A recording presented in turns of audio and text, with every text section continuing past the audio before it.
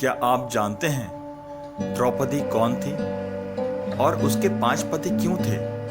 द्रौपदी की असल कहानी त्रेता युग से जुड़ी हुई है, जिसे हम श्री राम का युग भी कहते हैं। कहानी कुछ इस प्रकार है। विष्णु अवतार श्री राम जी को रावण के वध के लिए त्रेता युग में इस धरती पर अवतरित होना पड़ा।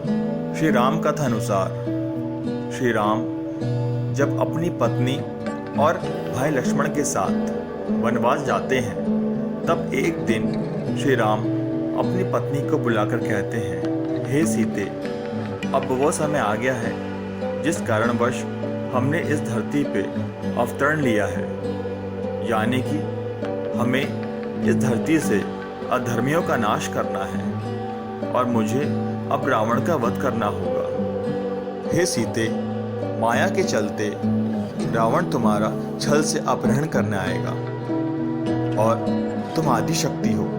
अगर उसने तुम्हें छू लिया तो भस्म हो जाएगा। इसीलिए हे सीते, अब तुम अग्निदेव के पास रहोगी और अग्निपुत्री तुम्हारे छाया रूप में यहाँ रहेगी, जिसे रावण तुम्हें समझकर अपने साथ ले जाएगा और मैं रावण का वध कर तुम्हें पुनः अग्निदेव से प्राप्त कर लूंगा।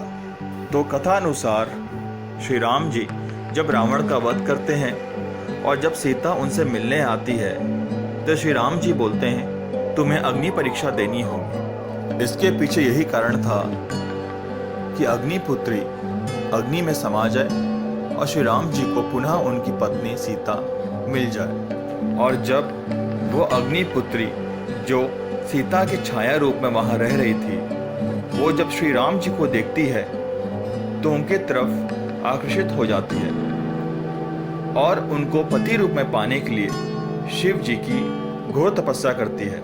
तब भगवान शिव उसकी तपस्या से प्रसन्न होकर उसे वर मांगने के लिए कहते हैं। तब अग्निपुत्री छाया श्री राम को अपने पति रूप में मांगने के लिए कहती है। तो अग्निपुत्री छाया उन्हें यह कहती है कि मुझे श्री राम पति रूप में चाहिए। तो भगवान शिव बोलते हैं कि यह संभव है, इसके अलावा कुछ और मांग लो। तब अग्निपुत्री छाया भगवान शिव से कहती है कि मुझे ऐसा पति चाहिए जो नैतिक मूल्यों पर चलने वाला हो, जो धर्मराज हो। मुझे ऐसा पति चाहिए जो दुनिया में सर्वश्रेष्ठ धनुधर हो। मुझे ऐसा पति चाहिए जो महाबलशाली हो। मुझे ऐसा पति चाहिए जो महा तेजस्वीवान हो।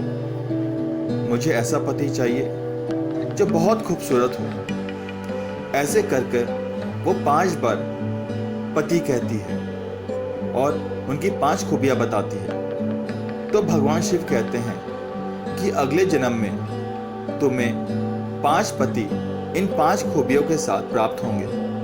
समय का चक्र चलता है और द्वापर युग में राजा द्रुपद संतान प्राप्ति हेतु एक यज्ञ करवाते हैं। उसी यज्ञ कुंड से अग्निपुत्री द्रौपदी की उत्पत्ति होती है, जो पिछले जन्म त्रेता युग में अग्निपुत्री सीता की छाया रूप में रावण के पास रहती है और श्री राम द्वारा रावण के वध के बाद राम द्वारा कहे अग्नि परीक्षा के समय राम को देखकर उन्हें पति रूप में पाने के लिए तपस्या करती है। अब द्वापर युग में राजा द्रुपद अपनी पुत्री द्रौपदी, जो उसे यज्ञ कुंड से प्राप्त हुई थी, उसके विवाह के लिए स्वयंवर कराते हैं और पांडु पुत्र अर्जुन उस स्वयंवर में विजय होकर द्रौपदी को प्राप्त करते हैं। फिर अर्जुन अपने भाइयों के साथ द्रौपदी को अपनी माता कुंती से मिलवाने ले जाते हैं और घर के द्वार के बाहर से अपनी माता को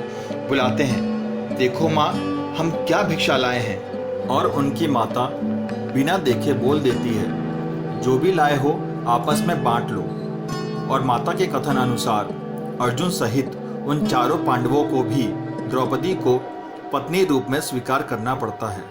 और इस कारण इस जन्म में शिव द्वारा दिए वरदान स्वरूप द्रौपदी को सर्वश्रेष्ठ धनुधर अर्जुन, धर्म का पालन करने वाला धर्मराज युधिष्ठिर, महाबलशाली भीम, महातेजस्वीवान नकुल और बहुत सुंदर दिखने वाला सहदेव पति रूप में प्राप्त होते हैं। दोस्तों, ये कहानी सुनने के लिए धन्यवाद और ऐसी ही रोचक कहानियों को जानने के लिए हमारे चैनल से जुड़े रहें और हमारे चैनल को सब्सक्राइब और शेयर करें।